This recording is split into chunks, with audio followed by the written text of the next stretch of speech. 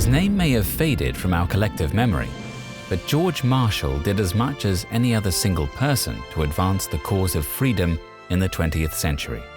His was a career that paralleled America's rise to and acceptance of global responsibilities. Marshall was a creator not only of America's awesome military power as Army Chief of Staff in World War II, but also of its major foreign and global strategies as a post-war Secretary of State and Secretary of Defense. Statesman as well as soldier, his character and accomplishments are so exceptional that he is regularly placed in the company of George Washington when parallels are sought. The George C. Marshall Foundation. It is said George Marshall won World War II and won the peace. What guided his success was an unflinching candor and ironclad integrity that enabled him to forge relationships of trust with world leaders as major events of the 20th century played out. There are few men whose qualities of mind and character have impressed me so deeply as those of General Marshall. Winston Churchill. Marshall's superpower was his mastery of himself, his ability to control his emotions and ego, and remain magnanimous in his dealings with others. By burying his self-interest, he was able to exercise a level of honesty in his advice and counsel that elevated him above politics. He never hesitated to tell superiors when he thought they were wrong, even when it might endanger his own career. Marshall was not only authentic, a hallmark of great leadership, but he recognized problems couldn't be solved unless they were discussed openly and honestly. The result? World leaders valued and trusted his judgment. A few of his characteristics are uppermost in my memory, and on these I shall dwell. They include his consideration for others, his clear, direct, and logical approach to any major military problem, his complete single-minded dedication and loyalty to his country and government, and his selflessness and objectivity in making decisions and in courageously discharging his vitally important duties. Dwight D. Eisenhower. Growing up in Uniontown, Pennsylvania, Marshall showed little sign of the greatness to come. His older brother attended Virginia Military Institute and discouraged George from following him there, thinking George would disgrace the family name. The slight sparked Marshall's masculine energy, compelling him to want to prove his brother wrong. Marshall attended VMI anyway, where he developed a mindset to succeed and learned lifelong values of self-control, duty, and discipline. These values allowed him to master himself and become self-reliant, qualities that empowered him to stretch beyond his comfort zone to reach his full potential. People in your inner circle are supposed to care about you and want to see you do well in life. However, some invariably don't want to see you do better than them. In Marshall's case, it was his own brother. By becoming self-reliant, trusting in himself, and having an emotionally compelling reason to prove himself, Marshall pushed past his doubters and critics and set his mindset to succeed in spite of any and all opposition. Commissioned as an Army Second Lieutenant in 1902, Marshall was posted to Fort Leavenworth and then the Philippines, where his planning and execution of a mock invasion of Manila revealed a brilliance for field command that caught the attention of Army brass. When World War I broke out, Marshall's talent would be put to the test.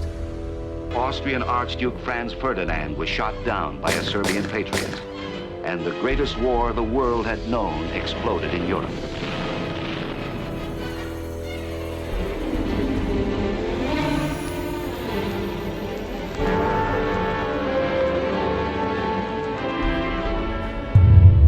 As the US entered the war, Marshall was made Army 1st Division's Assistant Chief of Staff and sent to France to help prepare US troops for battle. In the advance guard disembarking at Saint-Nazaire, he was shocked at how unprepared US troops were and dismayed that confusion at headquarters was hindering training. A pint of sweat saves a gallon of blood. General George S. Patton. General John J. Pershing, leader of the American Expeditionary Force, was under extreme pressure from the French to get US troops into battle.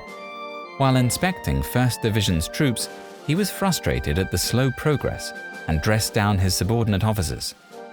Marshall pushed back, telling Pershing they were being inhibited by Pershing's own command staff. Everyone there believed Marshall's career was over, but Pershing appreciated Marshall's candor and began seeking out his advice, promoting him to headquarters as an aide. Marshall's straight talk earned the trust and respect of French and British leaders as the three armies coordinated their efforts to defeat the German army. Marshall planned an attack at Cantigny that won America its first victory of the war.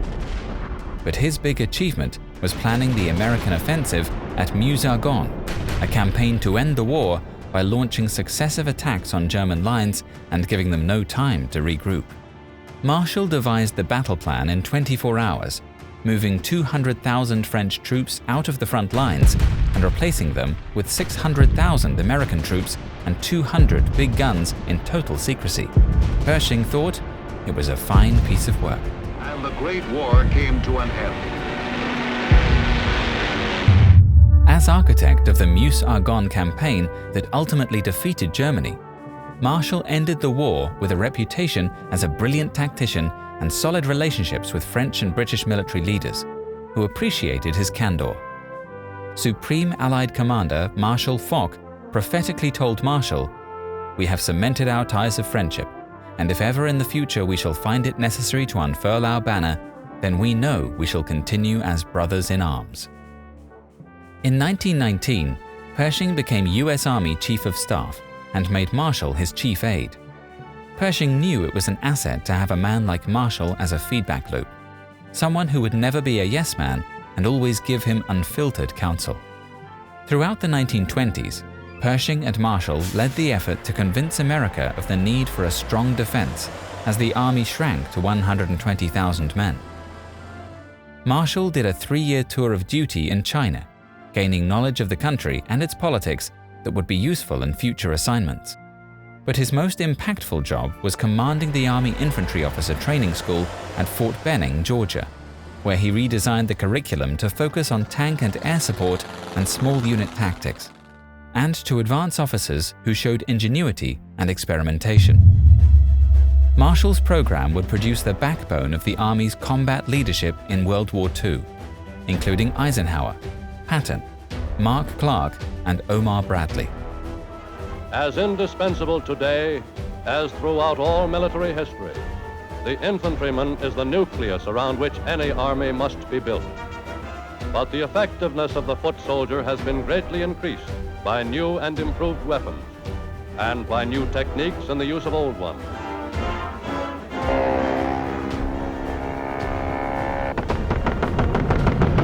In 1936, Marshall was promoted to Brigadier General and brought to Washington, D.C. to help rebuild the U.S. military.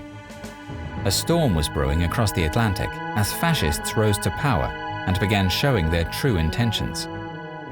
Mussolini seized Ethiopia.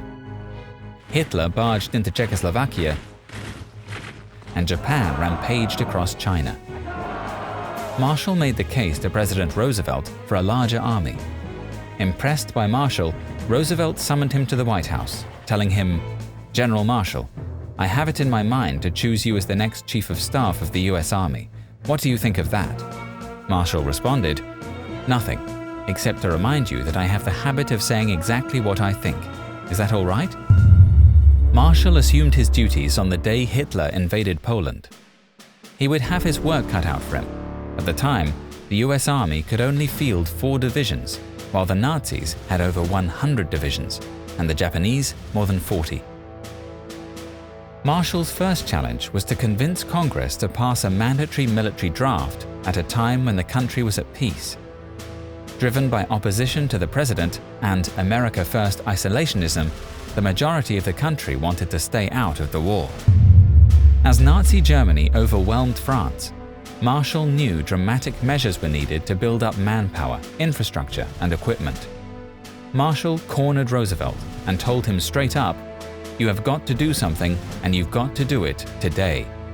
Roosevelt asked Congress for $1.1 billion in supplemental military spending to create a rounded-out army. Congress approved $1.4 billion.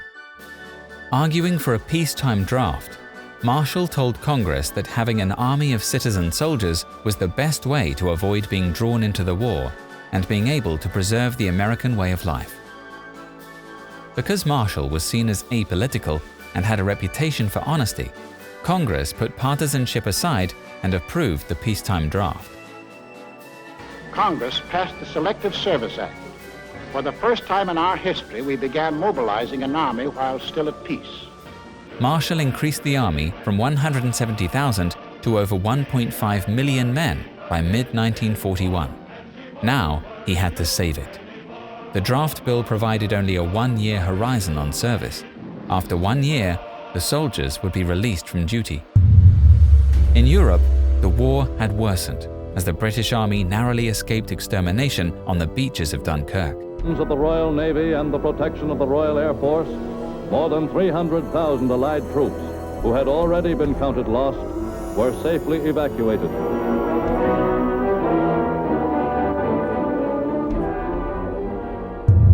Despite this, Roosevelt was reluctant to increase troop strength or extend the draft for political reasons. Isolationist forces were stronger than ever, and Roosevelt wanted to build more airplanes. At a meeting of war planners in Washington, D.C., Roosevelt laid out his plan for ramping up aircraft production. Everyone in the room agreed, but when Marshall was asked to weigh in, he responded, "I am sorry, Mr. President, but I don't agree with that at all." Roosevelt listened as Marshall bluntly told him that Germany wouldn't be defeated by supplying arms and airplanes to friendly nations. The Nazis would only be beaten with large numbers of ground forces prepared to launch a massive ground offensive. The draft bill was set to expire in October 1941, releasing 600,000 soldiers from duty. Roosevelt made Marshall point man to convince Congress the national interest was imperiled. You can learn more by reading Corey Wayne's book, Mastering Yourself, for free on his website, understandingrelationships.com, by subscribing to the newsletter. Congress hears a dramatic appeal from President Roosevelt. Warning that release of draftees would wreck our defense army, he asks Congress to proclaim an emergency and keep soldiers in for its duration. Setting a precedent, Mr. Roosevelt sends networks and newsreels electrical transcriptions of his message. Paramount News recorders bring you his voice. We Americans cannot afford to speculate with the security of America. I do believe, I know that the danger today is infinitely greater.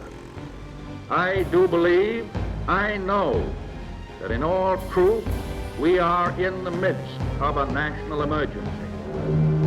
Within 2 months, disintegration, which will follow failure to take congressional action, will commence in the armies of the United States.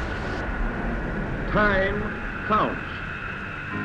The responsibility rests solely with the Congress.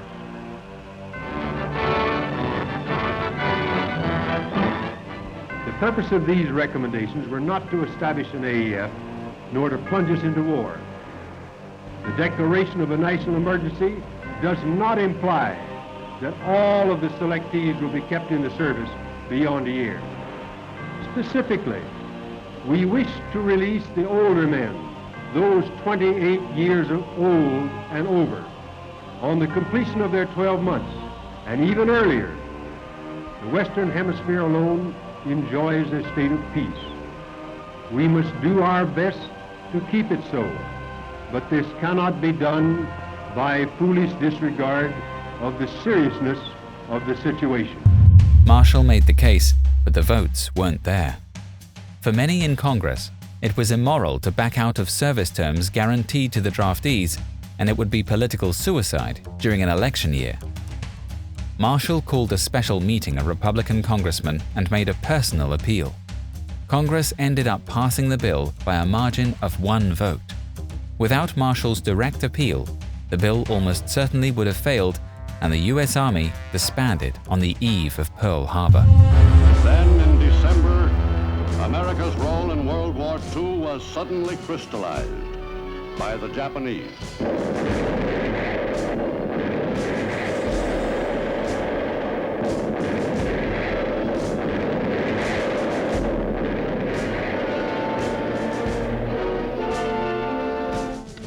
interrupt this program to bring you a flash from the NBC newsroom. The President has just announced from the White House that the Japanese have bombed Pearl Harbor. The days whirl by in headlines. The President appears before the Congress. Yesterday, December 7th, 1941, a date which will live in infamy. The United States of America was suddenly and deliberately attacked. With confidence in our armed forces, with the unbounding determination of our people, we will gain the inevitable triumph, so help us God.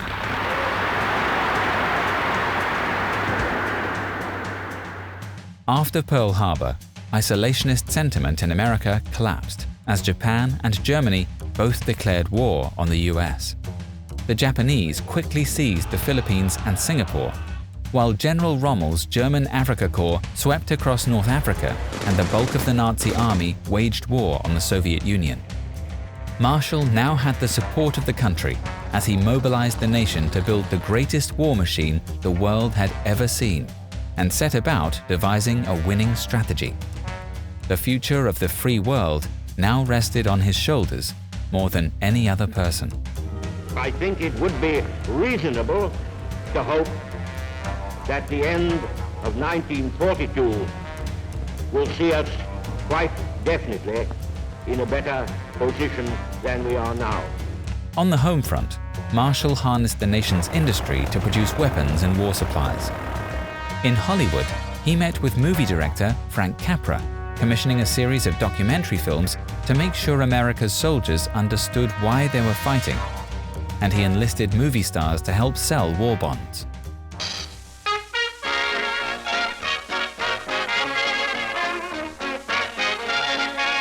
In Washington, D.C., your favorite stars are cast by Uncle Sam in a billion-dollar production. That's the goal in the September war bond drive led by the motion picture industry. Bing Crosby helped launch the Coast to Coast campaign. There's Jimmy Cagney, Abbott and Costello. At the Treasury Building, the mightiest bond-selling epic gets off to a banner start. The big-name stars draw crowds that remind observers of a presidential inauguration. Host to the silver screen contingent is Treasury Secretary Morgenthau. And now, customers, action, sell. The new slogan of the super salesman from Hollywood studios. On the war front, Allied commanders had three options: focus on the war in Europe first, concentrate on defeating Japan, or focus on both at the same time. Don't fight the problem, decide it. George C. Marshall. Marshall advocated a Germany first strategy, convinced the German war machine had to be destroyed first. He elevated a team of generals who could do the job, making General Patton commander of the 2nd Armored Division and bringing General Eisenhower to Washington to work on war plans. Marshall deftly played the role of statesman and general to get Allied political and military leaders with competing ideas and agendas on the same page. 2 weeks after Pearl Harbor, US and British leaders met secretly in Washington, D.C. for a planning session. Marshall emerged as the key man, designing the mechanics for the joint conduct of war under unitary command and convincing Allied leaders to put it into action. Marshall's plan to defeat Germany was to invade France across the English Channel in 1942, before the Germans had fortified the French coast with Hitler's vaunted Atlantic Wall. The British opposed the idea, still traumatized by their close call with the almost total annihilation of their army at Dunkirk. The plan was shelved as rapid Japanese advances across the Pacific seized America's attention. As the Allies plotted their next move, Roosevelt and Churchill wanted a quick victory to boost the morale of Allied forces and the people back home. They ordered Operation Torch, an Allied invasion of North Africa. Marshall put Eisenhower in command. It's possible Marshall's plan to attack Europe in 1942 would have won the war sooner, but the die was cast.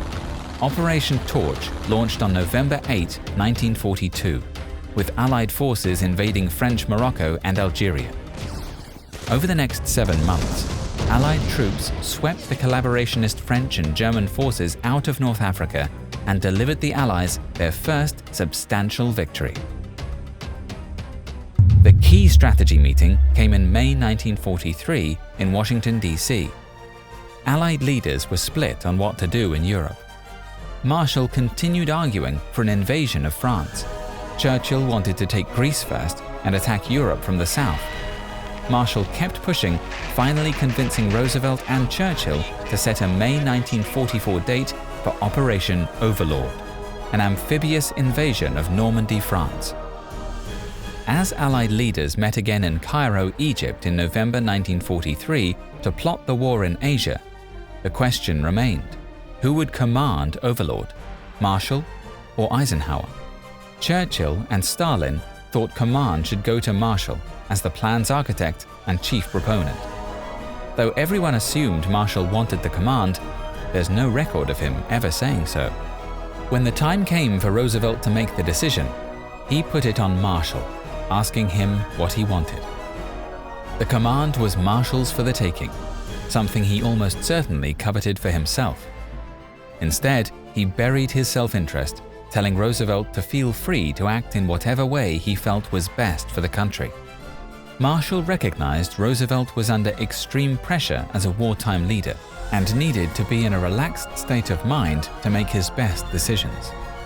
By taking his own ego out of the equation, Marshall made sure Roosevelt was in the best emotional state to make the critical decisions that ultimately won the war. Marshall's self-mastery, humility, and control of his ego freed the president to make this key decision unfettered by personal feelings. He chose Eisenhower, telling Marshall, "I couldn't sleep nights, George, if you were out of Washington." For Roosevelt, Marshall was the indispensable man needed in Washington to oversee military action around the world. Roosevelt dictated a telegram to Marshall for Stalin. From the president to Marshal Stalin, the immediate appointment of General Eisenhower to command of Operation Overlord has been decided upon. Roosevelt. Marshall sent the original command order to Eisenhower with a short note. "Dear Eisenhower, I thought you might like to have this as a memento. It was written very hurriedly by me as the final meeting broke up yesterday, the president signing it immediately." This simple gesture epitomized Marshall's good character, showing that he was of great mind and heart, was acting for noble purposes, and refused to be petty. Marshall could have equivocated, letting Eisenhower know the command had been his own for the taking, but that he had deferred to the president. Instead, his note conveyed to Eisenhower that both Marshall and the president were 100% behind the decision. Knowing he had their full support, Eisenhower was empowered to make the high-stakes decisions that brought victory to the Allies. On June 6, 1944, some 156,000 Allied troops stormed the beaches of Normandy. 6 o'clock, D-Day. Landing time for the first beachhead boats. This is it. Now Signal Corps cameras catch the full drama of the fateful hour. This is what you would have seen that D-Day morning. You're in a little boat. You are the gang you trained with. And this is it. Nazi bullets are whining all around. Heads down, someone is shouting. Head down. The crossfire makes you remember that.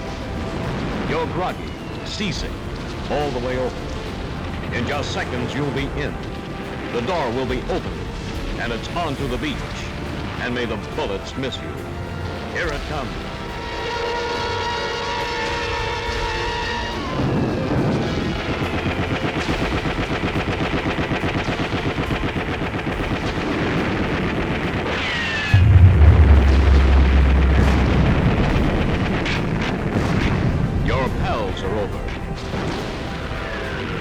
You're nervous, sick again.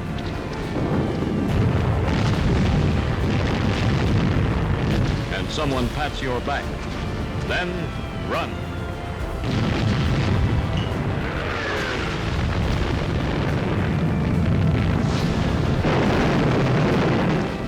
war ends, but two pals fall. This is D-Day.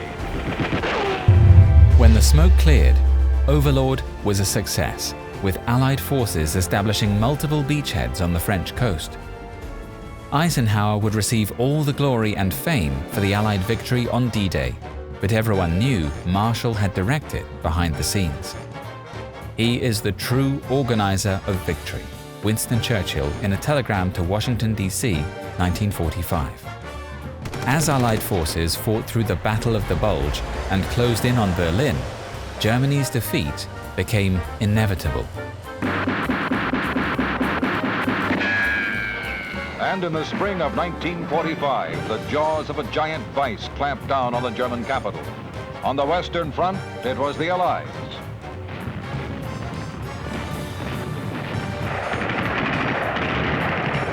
On the Eastern Front, the Russians. Already battered by air, Berlin was now blasted on the ground.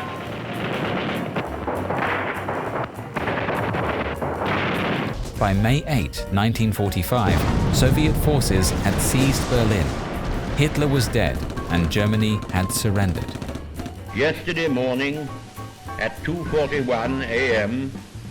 at General Eisenhower's headquarters, General Jodl, the representative of the German High Command, and of Grand Admiral Dönitz, the designated head of the German state, signed the act of unconditional surrender of all German land, sea, and air forces in Europe to the Allied expeditionary forces and simultaneously to the Soviet High Command.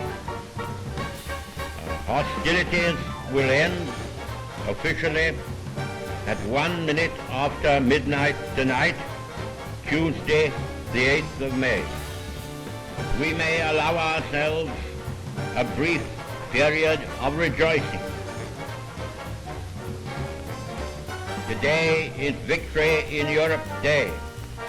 Tomorrow will also be Victory in Europe Day.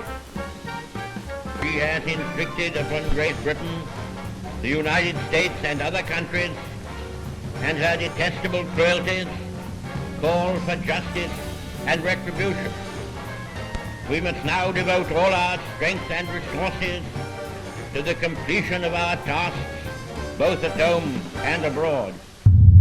Advance, Britannia! Long live the cause of freedom! God save the King! Now, Marshall turned his attention to the Pacific. Japan must be completely crushed before we turn to the ways of peace. George C. Marshall. As US forces closed in on the Japanese homeland, Japanese forces mounted suicidal defenses at Iwo Jima and Okinawa. On the evening of D+2, the U.S. ships offshore were attacked in a heavy air raid.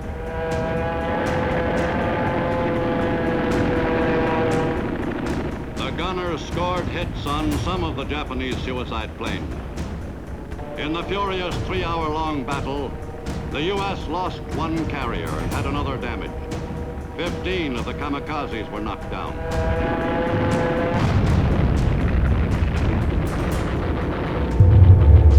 Over 20,000 American troops were killed and 100,000 wounded. Estimates were 250,000 more would die in an all-out invasion of Japan. Marshall was overseeing secret development of the atomic bomb, but had serious doubts about using it. It was only after seeing the Japanese soldiers' fanatical defense of their homeland that Marshall approved using the bomb. On August 6th and 9th, 1945, atomic bombs were dropped on Hiroshima and Nagasaki, forcing Japan's unconditional surrender and finally ending World War II. A succession of other Allied military leaders, headed by British General Percival, added their signatures. Then, MacArthur completed the final moments of the ceremony that had taken some 22 minutes by stepping to the microphone to speak. He said, "Let us pray that peace be now restored to the world, and that God will preserve it always." These proceedings are closed. Later, as jubilant crowds joyfully celebrated VJ Day in cities all over the globe, he announced solemnly in a broadcast to all of the Allied nations, "Today, the guns are silent. A great tragedy has ended. A great victory has been won. The entire world lives quietly at peace." We're determined that before the sun sets on this terrible struggle, our flag will be recognized throughout the world as the symbol of freedom on the one hand and of overwhelming force on the other. You can learn more by reading Corey Wayne's book, Mastering Yourself, for free on his website, understandingrelationships.com, by subscribing to the newsletter. Under Marshall's leadership, U.S. armed forces expanded from 2 million to over 8 million personnel. Marshall orchestrated the production of everything from propaganda to tanks and toothbrushes for Allied warfighters. But it was his innovation and persistence in planning and executing the overall strategy that won the war. In a war unparalleled in magnitude and horror, millions of Americans gave their country outstanding service. General of the Army George C. Marshall gave it victory. President Harry S. Truman. By building a reputation for candor and integrity, Marshall was able to smooth over tactical and strategic differences between strong-willed leaders such as Churchill and Stalin, and get the most out of generals he advanced such as Patton, Eisenhower, and Omar Bradley. After the war ended, Marshall retired as Chief of Staff, looking forward to some peace and quiet at his home in Leesburg, Virginia. But problems were cropping up all over the post-war world that would call him back to duty. Within 2 months, Truman asked Marshall to serve as special envoy to China to try and broker a coalition government between Chiang Kai-shek's nationalists and Mao's communists. George Marshall flew to China in 1945 as a soldier of peace. The two factions had fought the Japanese together, but were now locked in a bloody civil war for control of China. Marshall spent 2 years in China, at one point getting Mao to agree to give up armed revolution and build a democracy with the nationalists. Marshall got both sides to sign a partial truce, but it was regarded as a mere scrap of paper. It was an impossible situation. Success required him to be seen as impartial, and with anti-communist fervor rising in the United States, the Chinese communists didn't trust him. In the end, he couldn't bring the two sides together. Marshall would never again attempt to broker a power-sharing agreement with the communists. Upon returning to D.C. in January 1947, Truman made Marshall Secretary of State to oversee the rebuilding of Europe. In the United States, a new Secretary of State was sworn into office. George Catlett Marshall had been chosen by President Harry Truman to formulate a plan to meet the existing world problems. America was now the most powerful nation in the world, but relations with the Soviets had soured. Europe was in tatters, and Stalin wanted it to slide further into chaos, making it ripe for communist takeover. As the disintegration of Europe accelerated, Truman and Marshall knew a free Europe couldn't survive without American help. In a speech before both houses of Congress, Truman announced the Truman Doctrine that would underpin American foreign policy for the rest of the century. We are united in detesting communist slavery. We know that the cost of freedom is high, but we are determined to preserve our freedom no matter what the cost. I believe it must be the policy of the United States to support free peoples who are resisting subjugation by armed minorities or by outside pressures. I believe that we must assist free peoples to work out their own destinies in their own way. I believe that our help should be primarily through economic and financial aid, which is essential to economic stability and orderly political process. President Harry S. Truman. The Truman Doctrine included a reconstruction plan for Europe to fight hunger, poverty, desperation, and chaos, and help revive working economies. To get the plan through a Congress dominated by the opposition party, Truman wanted Marshall's name and face on it. To be quite clear, This unprecedented endeavor of the New World to help the old is neither sure nor easy. It is a calculated risk. And there's also no doubt in my mind that the whole world hangs in the balance.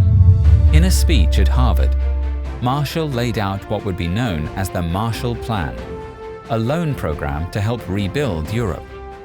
With Marshall leading the charge, the Republican-led Congress passed the plan by an overwhelming margin.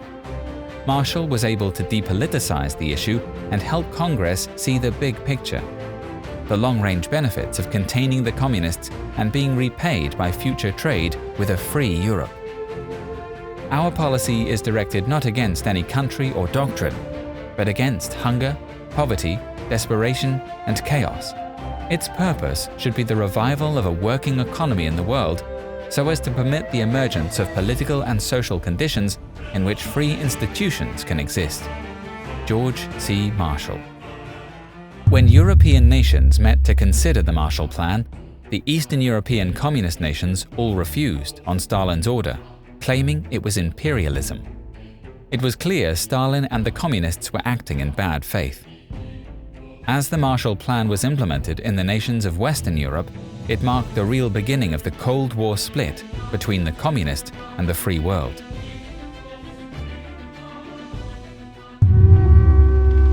This was the scene of communist military jubilation in Shanghai, China's largest city, in late May of 1949. In 1949, the communists were gaining ground. Mao had won the civil war for China and formed a communist state, while Stalin attempted to choke off West Berlin with a blockade and detonated Russia's first nuclear bomb. Because the US hadn't intervened to stop the communists from taking China, Stalin believed he could get away with a communist takeover of the Korean peninsula. Following World War II, Korea was divided between Soviet and American zones at the 38th parallel. In June 1950, Korean communists, with Soviet support, crossed the 38th parallel and invaded South Korea, quickly overwhelming South Korean forces. Pursuant to a UN resolution for military assistance, the US entered the war on South Korea's side. World War II hero General Douglas MacArthur was named Supreme Commander of Allied forces. With the war going poorly at first, Truman called on Marshall again, making him Secretary of Defense and charging him to quickly restore the US military and turn the war around. MacArthur had just launched a surprise invasion of Incheon and had North Korean forces on the run. But when MacArthur crossed the 38th parallel into North Korea, Chinese Red Army troops poured in to help their communist allies, raising the specter of World War III. This burning village is the contribution made by the Chinese Reds to the Korean scene. With the North Korean aggressors almost totally knocked out, the U.S. Marines advancing toward the Manchurian border are now encountering elements of the Chinese Red Army. U.S. Air Force jet fighters are making it unhealthy for these new foes from across the Manchurian border, hammering their strongholds and supply routes around the clock.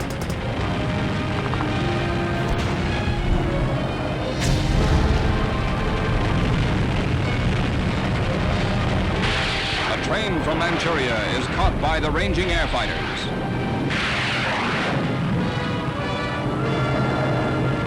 A direct hit on a munitions truck.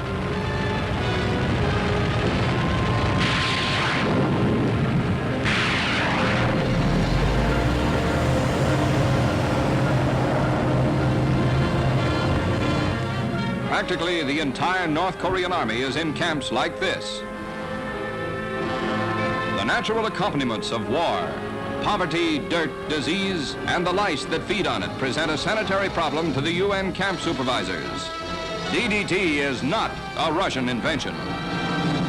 As Truman tried to avoid a broader conflict with Russia or China, MacArthur publicly clashed with the president over strategy.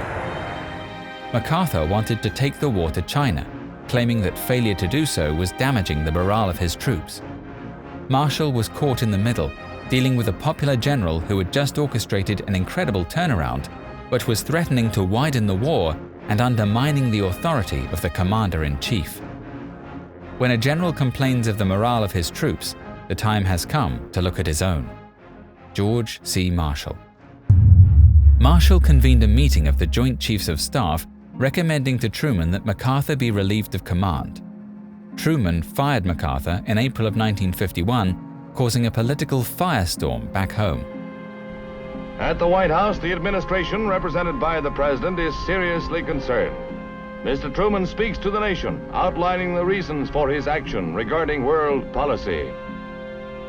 I believe that we must try to limit the war to Korea for these vital reasons: to make sure that the precious lives of our fighting men are not wasted, to see that the security of our country and the free world is not needlessly jeopardized, and to prevent a third world war. A number of events have made it evident that General MacArthur did not agree with that policy. I have therefore considered it essential to relieve General MacArthur so that there would be no doubt or confusion as to the real purpose and aim of our policy. It was with the deepest personal regret that I found myself compelled to take this action. General MacArthur is one of our greatest military commanders, but the cause of world peace is much more important than any individual. The change in commands in the Far East means no change whatever in the policy of the United States. We will carry on the fight in Korea with vigor and determination in an effort to bring the war to a speedy and successful conclusion. The free nations have united their strength in an effort to prevent a third world war. That war can come if the communist rulers want it to come. But this nation and its allies will not be responsible for its coming. We do not want to widen the conflict. We will use every effort to prevent that disaster. And in so doing, we know that we are following the great principles of peace, freedom, and justice. After 50 years defending his nation, George Marshall retired from public service in September 1951. During his time as Secretary of Defense, he retooled the U.S. Army to fight the Cold War and forced the Korean War to a stalemate, preventing a hot war with the Soviet Union or Red China. The Korean armistice is signed in July 1953, and soon thousands of American servicemen start coming home.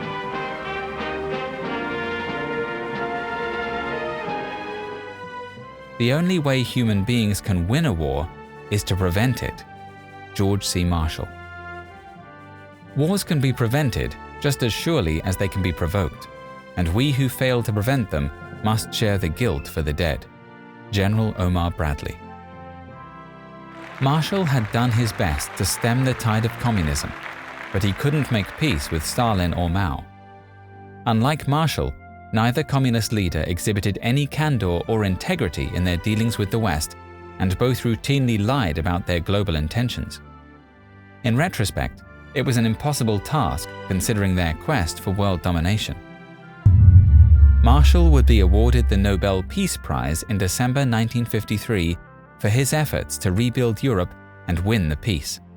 To this day, he remains the only soldier to ever receive it. George C. Marshall's contributions to our nation and the world cannot be overstated. He was the organizer of victory and the architect of peace during and following World War II. He won the war and he won the peace.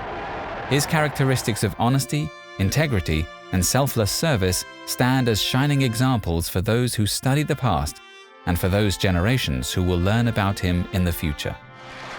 The George C. Marshall Foundation. George Marshall was a man of prodigious abilities, but his mastery of himself was what drove his achievements. It made him fearless to speak his mind to world leaders and earned him a reputation as a truth-teller. His candor and integrity enabled him to convince others to build the military might and pursue the strategies that won World War II. By lending his name and stature to the program to rebuild Europe after the war, he also won the peace, helping Western Europe remain free against communist expansionism. From humble beginnings to the pinnacle of world power, George C. Marshall established himself as a great-souled leader by mastering himself, and arguably did more to advance the cause of human freedom than any other person in the 20th century. How jubilant was the taste of victory. How sweet the rewards of peace.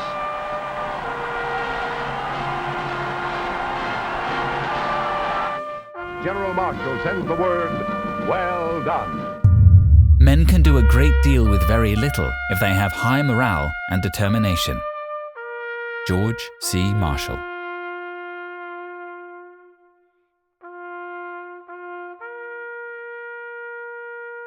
You can learn more by reading Corey Wayne's book, Mastering Yourself, for free on his website, understandingrelationships.com, by subscribing to the newsletter.